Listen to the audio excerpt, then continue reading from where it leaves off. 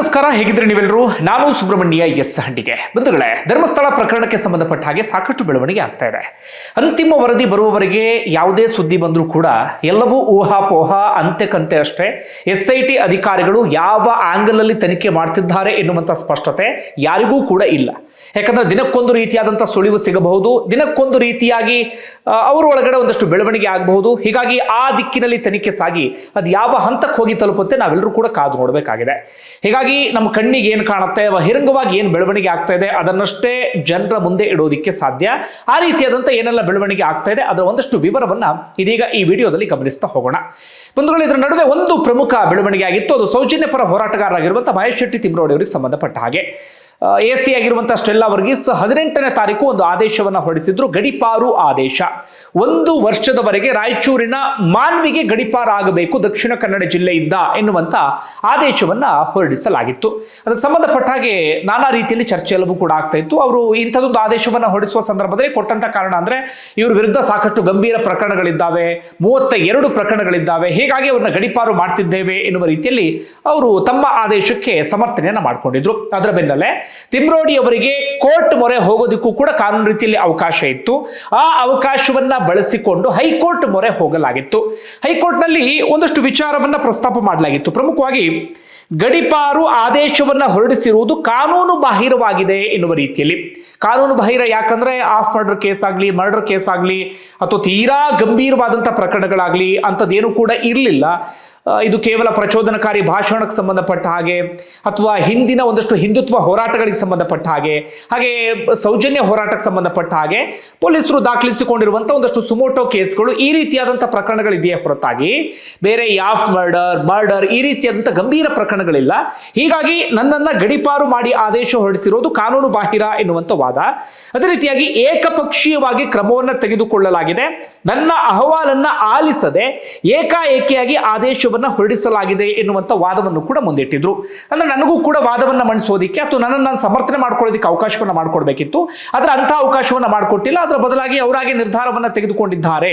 ಹೀಗಾಗಿ ಈ ಆದೇಶವನ್ನ, ಗಡಿಪಾರು ಆದೇಶವನ್ನ ರದ್ದುಗೊಳಿಸಬೇಕು ಅಂತ ಹೇಳಿ ಇವರು ಅರ್ಜಿಯನ್ನು ಸಲ್ಲಿಸಿದ್ರು. ಇವತ್ತು ವಿಚಾರಣೆಗೆ ಬಂತು. ವಿಚಾರಣೆಯ ಸಂದರ್ಭದಲ್ಲಿ ನ್ಯಾಯಪೀಠ ಒಂದಷ್ಟು ಹೊತ್ತುಗಳ ಕಾಲ ಅರ್ಜಿಯನ್ನ ಆಲಿಸಿದೆ. ಅಂತಿಮವಾಗಿ ಅಕ್ಟೋಬರ್ 8ರವರೆಗೆ ಯಾವುದೇ ಬಲವಂತದ ಕ್ರಮವನ್ನು ತೆಗೆದುಕೊಳ್ಳಬಾರದು ಅಂತ ಹೇಳಿ ಮಧ್ಯಂತರ ತಡೆಯನ್ನ ನೀಡಿವೆ. ಅಂದ್ರೆ ಅಕ್ಟೋಬರ್ 8ನೇ ತಾರೀಕಿನವರೆಗೆ ಈ ಗಡಿಪಾರು ಆದೇಶದಿಂದಾಗಿ ಬಿಗ್ ರಿಲೀಫ್ ಸಿಕ್ಕಂತಾಗಿದೆ. ಅಂದ್ರೆ 8ನೇ ತಾರೀಕಿನವರೆಗೆ ಅವ್ರನ್ನ ಗಡಿಪಾರು ಮಾಡುವ ಹಾಗಿಲ್ಲ. ಪೊಲೀಸ್ ಇಲಾಖೆಯು ಕೂಡ ಯಾವುದೇ ರೀತಿಯಲ್ಲೂ ಕೂಡ ಬಲವಂತದ ಕ್ರಮವನ್ನ ತೆಗೆದುಕೊಳ್ಳುವ ಹಾಗಿಲ್ಲ. ಮೇಲ್ನೋಟಕ್ಕೆ ಅರ್ಜಿಯಲ್ಲಿ ಹುರುಳಿದೆ, ಅರ್ಜಿಯಲ್ಲಿ ಮಂಡಿಸಲಾಗಿರುವಂತಹ ವಾದದಲ್ಲಿ ಸತ್ವ ಇದೆ ಎನ್ನುವಂತ ಆಧಾರದ ಮೇಲೆ ಇಂಥದೊಂದು ಆದೇಶವನ್ನ ಇದೀಗ ಹೊರಡಿಸಲಾಗಿದೆ. ಇದು ಮಧ್ಯಂತರ ಆದೇಶ ಆಗಿರುತ್ತೆ. ಅದೇ ರೀತಿಯಾಗಿ ಪ್ರತಿವಾದಿಗಳಾಗಿರುವಂತಹ ರಾಜ್ಯ ಗೃಹ ಇಲಾಖೆ, ಪುತ್ತೂರು ಸಹಾಯಕ ಆಯುಕ್ತರು ಅಂದ್ರೆ AC, ಹಾಗೆ ಬಂಟ್ವಾಳ ಉಪವಿಭಾಗದ ಉಪ ಪೊಲೀಸ್ ವರಿಷ್ಠಾಧಿಕಾರಿ, ಹಾಗೆ ಬೆಳ್ತಂಗಡಿ ಪೊಲೀಸ್ ಸಬ್ ಇನ್ಸ್ಪೆಕ್ಟರ್ಗೆ ನೋಟಿಸ್ ಅನ್ನ ಜಾರಿಗೊಳಿಸಿ ಅರ್ಜಿ ವಿಚಾರಣೆಯನ್ನ ಮುಂದೂಡಿಕೆ ಮಾಡಲಾಗಿದೆ. ಮುಂದಿನ ಅರ್ಜಿ ವಿಚಾರಣೆ ಸಂದರ್ಭದಲ್ಲಿ ಯಾರ್ಯಾರಿಗೆ ನೋಟಿಸ್ ಸರ್ವಾಗಿದೆ ಅವರೆಲ್ಲರೂ ಕೂಡ ಉತ್ತರವನ್ನ ಕೊಡಬೇಕಾಗತ್ತೆ. ಯಾವ ಕಾರಣಕ್ಕಾಗಿ ಅವ್ರನ್ನ ಗಡಿಪಾರು ಮಾಡಿ ಆದೇಶವನ್ನ ಹೊರಡಿಸಿದ್ದೇವೆ ಅನ್ನೋದಕ್ಕೆ, ಅಂದ್ರೆ ಅದಕ್ಕೆ ಸೂಕ್ತವಾದಂತಹ ಕಾರಣವನ್ನ ಕೊಡಬೇಕು. ಆಗ ಮಾತ್ರ ಮುಂದೆ ಏನಾಗುತ್ತೆ ಅನ್ನೋದನ್ನ ಕಾದು ನೋಡಬೇಕಾಗಿದೆ. ಸೂಕ್ತ ಕಾರಣಗಳನ್ನು ಏನು ಕೊಡೋದಕ್ಕೆ ಸಾಧ್ಯ ಅದನ್ನು ಕಾದು ನೋಡಬೇಕಾಗಿದೆ. ಅಂದ್ರೆ ತೀರಾ ಸಮಾಜದಲ್ಲಿ ಅಶಾಂತಿ ಸೃಷ್ಟಿ ಮಾಡಿದಾಗ ಅಥವಾ ಸಮಾಜದಲ್ಲಿ ಒಂದು ರೀತಿಯಲ್ಲಿ ಎಲ್ಲರ ಶಾಂತಿಗೆ ಭಂಗ ತಂದಂತ ಸಂದರ್ಭದಲ್ಲಿ, ತೀರಾ ಗಂಭೀರವಾದಂಥ ಪ್ರಕರಣಗಳಿದ್ದ ಸಂದರ್ಭದಲ್ಲಿ ಈ ಗಡಿಪಾರು ಆದೇಶ ಸರಿ ಅಂತ ಹೇಳ್ಬಹುದು. ಇವ್ರ ಮೇಲೆ ಅಂತಹ ಪ್ರಕರಣಗಳಿದ್ದಾವ, ನಿಜವಾಗ್ಲೂ ಸಮಾಜದಲ್ಲಿ ಅಶಾಂತಿಯನ್ನು ಸೃಷ್ಟಿ ಮಾಡಿದ್ದಾರಾ, ಅದೆಲ್ಲವೂ ಕೂಡ ಮುಂದಿನ ದಿನಗಳಲ್ಲಿ ನಮ್ಮೆಲ್ಲರಿಗೂ ಕೂಡ ಸ್ಪಷ್ಟತೆ ಸಿಗುತ್ತೆ. ಸದ್ಯಕ್ಕಂತೂ ಅವರಿಗೆ ಈ ವಿಚಾರದಿಂದ ಬಿಗ್ ರಿಲೀಫ್ ಸಿಕ್ಕಂತಾಗಿದೆ. ಮುಂದಿನ ವಿಚಾರಣೆಯಲ್ಲಿ ಏನು ಬೆಳವಣಿಗೆ ಆಗುತ್ತೆ ಅನ್ನೋದನ್ನ ಕಾದು ನೋಡಬೇಕಾಗಿದೆ. ಇದಾಗಿರುವಂತ ಬೆಳವಣಿಗೆ. ಗಡಿಪಾರು ಆದೇಶ ಮಾಡ್ತಿದ್ದಾಗೆ ನಾನಾ ರೀತಿಯಲ್ಲಿ ಚರ್ಚೆ ಎಲ್ಲವೂ ಕೂಡ ನಡೀತಾ ಇತ್ತು. ಅಂದ್ರೆ ಸೌಜನ್ಯ ಪ್ರಕರಣಕ್ಕೆ ಸಂಬಂಧಪಟ್ಟ ನಿರಂತರವಾಗಿ ಹೋರಾಟವನ್ನ ಮಾಡ್ಕೊಂಡು ಬರ್ತಾ ಇದ್ರು. 13-14 ವರ್ಷದಿಂದ ಪ್ರಕರಣವನ್ನ ಜೀವಂತವಾಗಿರಿಸುವಂತ ಕೆಲಸವನ್ನ ಮಾಡಿದ್ರು. ಇತ್ತೀಚೆಗಂತೂ ಆ ಹೋರಾಟದ ತೀವ್ರತೆ ಇನ್ನಷ್ಟು ಜಾಸ್ತಿ ಆಗಿತ್ತು. ಆ ಕಾರಣಕ್ಕಾಗಿ ಏನಾದ್ರೂ ಗಡಿಪಾರು ಮಾಡಲಾಗಿದೆಯಾ, ಈ ರೀತಿಯಲ್ಲಿ ಒಂದಷ್ಟು ಚರ್ಚೆಗಳೆಲ್ಲವೂ ಕೂಡ ನಡೀತಾ ಇತ್ತು. ಅದರ ನಡುವೆ ಇವತ್ತು ಹೈಕೋರ್ಟ್ ಮಹತ್ವದ ಆದೇಶವನ್ನ ಹೊರಡಿಸಿದೆ. ಇದು ಒಂದು ಬೆಳವಣಿಗೆ. ಅದ್ರ ಆಕ್ಚುಲಿ ಹಾಗಾದ್ರೆ SIT ಸದ್ಯಕ್ಕೆ ಏನಾಗ್ತಾ ಇದೆ ಅಂತ ಗಮನಿಸ್ತಾ ಹೋಗೋದಾದ್ರೆ, ಚಿನ್ನಯ್ಯನ ಹೇಳಿಕೆಯನ್ನು ಇತ್ತೀಚೆಗೆ ದಾಖಲಿಸಿಕೊಳ್ಳಲಾಗಿತ್ತು. 183 BNS 183 ಅಡಿಯಲ್ಲಿ ಸ್ವ ಇಚ್ಛಾ ಹೇಳಿಕೆಯನ್ನು ದಾಖಲಿಸಿಕೊಳ್ಳಲಾಗಿತ್ತು. ಬೆಳ್ತಂಗಡಿ ಕೋರ್ಟ್ನಲ್ಲಿ 3 ದಿನಗಳ ಕಾಲ ಆತನ ಹೇಳಿಕೆಯನ್ನು ದಾಖಲಿಸಿಕೊಳ್ಳಲಾಗಿದೆ. ಅಲ್ಲ, ಆತ ಯಾವ ರೀತಿಯಾಗಿ ಹೇಳಿಕೆಯನ್ನು ಕೊಟ್ಟಿದ್ದಾನೆ ಯಾರಿಗೂ ಕೂಡ ಗೊತ್ತಿಲ್ಲ. ಯಾಕಂದ್ರೆ ಅತ್ಯಂತ ಗೌಪ್ಯವಾಗಿ ಆತನ ಹೇಳಿಕೆಯನ್ನು ದಾಖಲಿಸಿಕೊಳ್ಳಲಾಗಿರುತ್ತೆ. ಅದಾದ ಬಳಿಕ SIT ಅಧಿಕಾರಿಗಳು ಅದರ ದೃಢೀಕೃತ ಪ್ರತಿಯನ್ನ ತೆಗೆದುಕೊಳ್ತಾರೆ. ಅದಾದ ನಂತರ ಹಿಂದೆ ಆತ SIT ಅಧಿಕಾರಿಗಳ ಮುಂದೆ ಏನು ಹೇಳಿದ್ದ, ಈಗ 183 ಸ್ಟೇಟ್ಮೆಂಟ್ ಏನು ಕೊಟ್ಟಿದ್ದಾನೆ ಅದೆಲ್ಲವನ್ನು ಕೂಡ ತಾಳೆ ಹಾಕಿ ನೋಡ್ತಾರೆ. ಹಾಗೆ FIR ನಲ್ಲಿ ಇದ್ದಂಥ ಸಾರಾಂಶ ಎಲ್ಲದಕ್ಕೂ ಕೂಡ ಹೊಂದಿಕೆ ಆಗ್ತಿದೆಯಾ, ತನ್ನ ಹೇಳಿಕೆಯನ್ನು ಬದಲಿಸಿದ್ದಾನೆ, ಏನು ಕತೆ, ಅದರ ಆಧಾರದ ಮೇಲೂ ಕೂಡ ತನಿಖೆ ಮುಂದುವರಿಯುವಂಥ ಸಾಧ್ಯತೆಗಳೆಲ್ಲವೂ ಕೂಡ ಇದೆ. ಈಗಾಗಲೇ ಆತನ ವಿರುದ್ಧ ಸುಳ್ಳು ಸಾಕ್ಷಿ ಅಥವಾ ಸುಳ್ಳು ಹೇಳಿದ್ದಾನೆ ಅಂತ ಪ್ರಕರಣ ದಾಖಲಿಸಿಕೊಂಡು ಜೈಲಿಗಟ್ಟಿರುವಂಥ ಕಾರಣಕ್ಕಾಗಿ ಆತನ ಹೇಳಿಕೆಯ ಆಧಾರದ ಮೇಲೆ ತನಿಖೆ ಮುಂದುವರಿಯುತ್ತಾ ಏನು ಕಾನೂನು ರೀತಿಯಲ್ಲಿ ನೋಡಿದಾಗ ಅದ್ರಲ್ಲಿ ಸ್ವಲ್ಪ ಮಟ್ಟಿಗೆ ಗೊಂದಲ ಇದೆ. ಒಟ್ಟಾರೆಗೆ ಆತನ ಹೇಳಿಕೆ ಅಂತೆಲ್ಲವೂ ಕೂಡ ದಾಖಲಿಸಿಕೊಳ್ಳಲಾಗಿತ್ತು. ಅಂಥದ್ದೊಂದು ಬೆಳವಣಿಗೆ ಆಗಿತ್ತು. ಅದರ ಬೆನ್ನಲ್ಲೇ ಇದೀಗ ಧರ್ಮಸ್ಥಳ ಗ್ರಾಮ ಪಂಚಾಯತ್ನ 4 ಮಾಜಿ ಅಧ್ಯಕ್ಷರಿಗೆ ನೋಟಿಸ್ ಅನ್ನ SIT ಅಧಿಕಾರಿಗಳು ಕೊಟ್ಟು ವಿಚಾರಣೆಯನ್ನು ನಡೆಸಿದ್ದಾರೆ ನಿನ್ನೆ. ಯಾರ್ಯಾರಿಗೆ ಅಂತ ಗಮನಿಸ್ತಾ ಹೋಗೋದಾದ್ರೆ, ಮಾಜಿ ಅಧ್ಯಕ್ಷರಾಗಿರುವಂತಹ ಕೇಶವ್ ಬೆಳಾಲ್ ಮಾಧ್ಯಮಗಳ ಮುಂದೆ ಮಾತಾಡ್ತಾ ಇದ್ರು. ಪ್ರಭಾಕರ ಪೂಜಾರಿ, ಗೀತಾ ಹಾಗೆ ಚಂದನ್ ಕಾಮತ್ ಎನ್ನುವಂತ ವ್ಯಕ್ತಿ, ಇವು 4 ಜನ ನಿನ್ನೆ SIT ವಿಚಾರಣೆಗೆ ಹಾಜರಾಗಿದ್ದಾರೆ. ಯಾವ ಕಾರಣಕ್ಕಾಗಿ ಬೇಕಾದರೂ ಆಗಿರಬಹುದು, ಚಿನ್ನಯ್ಯನ ಹೇಳಿಕೆಯ ಆಧಾರದ ಮೇಲೆ ಬೇಕಾದರೂ ಆಗಿರಬಹುದು. ಯಾಕಂದ್ರೆ ಈ ಪ್ರಕರಣ ಕೇವಲ ಹೆಣ ಹೂತಂತ ಪ್ರಕರಣದ ಆಚೆಗೆ ಅಸ್ವಾಭಾವಿಕ ಸಾವು, ಅಸಹಜ ಸಾವುಗಳಿಗೆ ಸಂಬಂಧಪಟ್ಟ ಹಾಗೆಯೂ ಕೂಡ ಇಲ್ಲಿ ತನಿಖೆ ನಡೀತಾ ಇತ್ತು. ಅದಕ್ಕೆ ಪೂರಕವಾಗಿ ಇತ್ತೀಚೆಗೆ ಒಂದಷ್ಟು ಅಸ್ಥಿಪಂಜರಗಳು ಕೂಡ ಬಂಗ್ಲೆಗುಡ್ಡೆಯಲ್ಲಿ ಪತ್ತೆಯಾಗಿತ್ತು. ಅದೇ ರೀತಿಯಾಗಿ ಮಹೇಶ್ ಶೆಟ್ಟಿ ತಿಮ್ರೋಡಿ ಅವರು ಒಂದು ದೂರನ್ನ ಕೊಟ್ಟಿದ್ರು. 4 ಕ್ಷೇತ್ರಕ್ಕೆ ಸಂಬಂಧಪಟ್ಟಂತ ಲಾಡ್ಜ್ನಲ್ಲಿ ದೇಹಗಳೆಲ್ಲವೂ ಕೂಡ ಸಿಕ್ಕಿತ್ತು. ಲಾಡ್ಜ್ಗೆ ಹೋಗುವಂಥವರು ತಮ್ಮ ದಾಖಲೆಗಳನ್ನ ಕೊಟ್ಟೇ ಹೋಗಿರ್ತಾರೆ, ಆದರೆ ಅವುಗಳನ್ನು ಕೂಡ ಅಪರಿಚಿತ ಶವ ಎನ್ನುವ ರೀತಿಯಲ್ಲಿ ಬಿಂಬಿಸಲಾಯಿತು. ಅದು ಹೇಗೆ ಸಾಧ್ಯ ಎನ್ನುವ ರೀತಿಯಲ್ಲಿ ಅವರು ಪ್ರಶ್ನೆಯನ್ನ ಮಾಡಿದ್ರು. ಅದರ ಜೊತೆಗೆ ಮತ್ತೊಂದು ಬೆಳವಣಿಗೆ ಏನಾಗಿತ್ತಂದ್ರೆ, ಗಿರೀಶ್ ಮಟ್ಟಣ್ಣನವರು ಕೂಡ ಈ ಗ್ರಾಮ ಪಂಚಾಯತ್ನ ದಾಖಲೆಗಳ ಒಂದು ದೊಡ್ಡ ಸೆಟ್ ಅನ್ನ SIT ಅಧಿಕಾರಿಗಳಿಗೆ ಕೊಟ್ಟಿದ್ರು. ಯಾವ ವಿಚಾರ ಅಂದ್ರೆ, ಬೆಳಿಗ್ಗೆ ದೇಹ ಸಿಗುತ್ತೆ, ಸಂಜೆಯ ಸುಮಾರಿಗೆ ಆ ದೇಹವನ್ನ ದಫನ್ ಮಾಡಲಾಗಿದೆ, ಅಪರಿಚಿತ ಶವ ಅಂತ ಹೇಳಿ. ಬೆಳಿಗ್ಗೆ ಸಿಕ್ಕಂತ ದೇಹವನ್ನ ಸಂಜೆಯೇ ದಫನ್ ಮಾಡೋದಕ್ಕೆ ಹೇಗೆ ಸಾಧ್ಯ? ಒಂದೇ ದಿನದಲ್ಲಿ ಅಪರಿಚಿತ ಶವ ಅಂತ ಹೇಳಿ ನೀವೇ ಡಿಸೈಡ್ ಮಾಡೋದಕ್ಕೆ ಹೇಗೆ ಸಾಧ್ಯ? ಅಪರಿಚಿತ ಅಂತ ಯಾರು ಕೂಡ ಇರೋದಿಲ್ಲ, ಹೆತ್ತಂತವ್ರು ಯಾರೊಬ್ರು ಇರ್ತಾರೆ, ಸಂಬಂಧಿಕರು ಯಾರೊಬ್ರು ಇರ್ತಾರೆ, ಅದನ್ನು ಕಂಡು ಹಿಡಿಯುವಂತ ಒಂದಷ್ಟು ಪ್ರಕ್ರಿಯೆಗಳೆಲ್ಲವೂ ಕೂಡ ಇರುತ್ತಲ್ಲ. ಆ ಪ್ರಕ್ರಿಯೆಗಳನ್ನ ಫಾಲೋ ಮಾಡದೆ ದಿಢೀರ್ ಅಂತ ಹೇಳಿ ಈ ರೀತಿಯಾಗಿ ದಹನ ಮಾಡಿದ್ದು ಎಷ್ಟರ ಮಟ್ಟಿಗೆ ಸರಿ?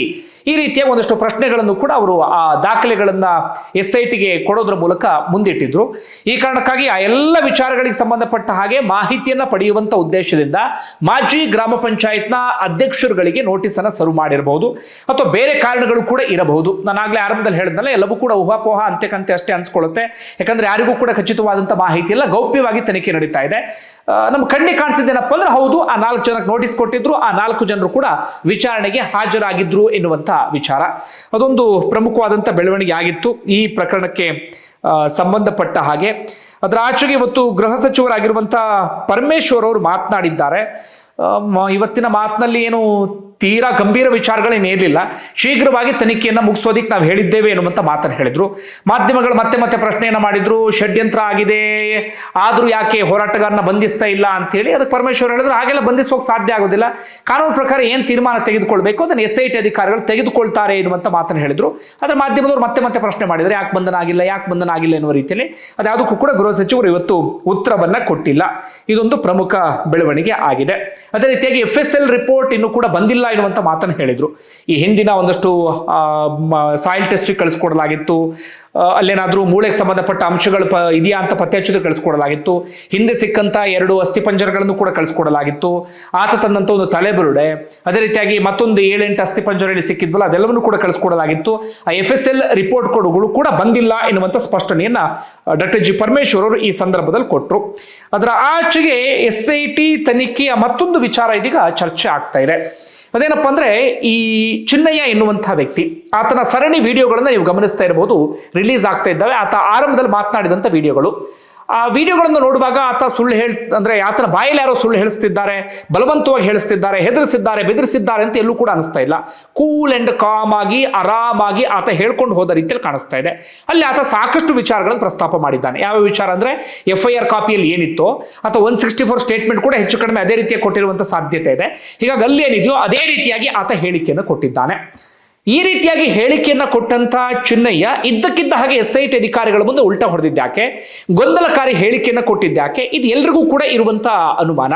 ಹೀಗಾಗಿ SIT ತನಿಖೆ ಆ ಆಂಗಲ್ ನಲ್ಲೂ ಕೂಡ ಮುಂದುವರಿಯುವಂತ ಸಾಧ್ಯತೆ ಇದೆ.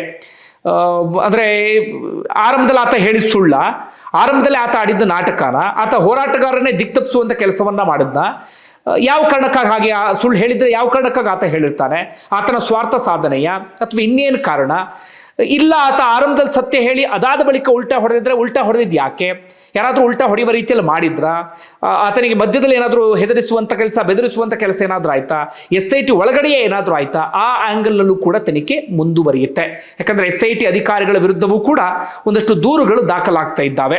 ಪ್ರಮುಖವಾಗಿ ಈ ಹಿಂದೆ ಇದೇ ಚಿನ್ನಯ್ಯ SIT ಅಧಿಕಾರಿಗಳ ಕಸ್ಟಡಿಯಲ್ಲಿ ಇದ್ದಂತ ಸಂದರ್ಭದಲ್ಲಿ ಒಂದು ವಿಚಾರ ದೊಡ್ಡ ಮಟ್ಟಿಗೆ ಸದ್ದು ಮಾಡಿತ್ತು. SIT ಅಧಿಕಾರಿ ಆಗಿರುವಂತಹ ಮಂಜುನಾಥ್ ಕೂಡ ಆತನಿಗೆ ಹೆದರಿಸ್ತಿದ್ದಾರೆ, ಬೆದರಿಸ್ತಿದ್ದಾರೆ ಎನ್ನುವಂತಹ ವಿಚಾರ.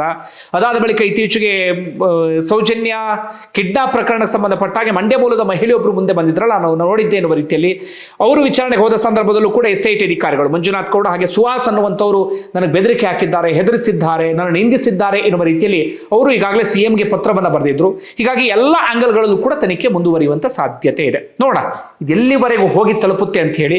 ತನಿಖೆ ಅಂತಿಮ ವರದಿ ಬರುವವರೆಗೂ ಕೂಡ ಇದೇ ಸತ್ಯ ಇದೇ ಸುಳ್ಳು ಅಂತ ಹೇಳೋದಕ್ಕೆ ಸಾಧ್ಯ ಇಲ್ಲ. ವರದಿ ಏನಿರುತ್ತೆ, ಯಾವೆಲ್ಲ ವಿಚಾರಗಳು ಉಲ್ಲೇಖ ಆಗಿರುತ್ತೆ ಅದನ್ನು ಕಾದು ನೋಡೋಣ. ಅಲ್ಲಿವರೆಗೂ ಕೂಡ ಒಂದಷ್ಟು ಊಹಾಪೋಹ ಅಂತೆ ಕಂತೆ ಎಲ್ಲವೂ ಕೂಡ ಸಮಾಜದಲ್ಲಿ ಸ್ಪ್ರೆಡ್ ಆಗ್ತಾನೆ ಇರುತ್ತೆ. ಬಂಧುಗಳೇ, ನಿಮ್ಗೆ ಏನಿಸ್ತದೆ ಕಮೆಂಟ್ ಬಾಕ್ಸಲ್ಲಿ ಮೆನ್ಷನ್ ಮಾಡಿ. ಧನ್ಯವಾದ ವಿಡಿಯೋ ನೋಡಿದ್ದಕ್ಕೆ.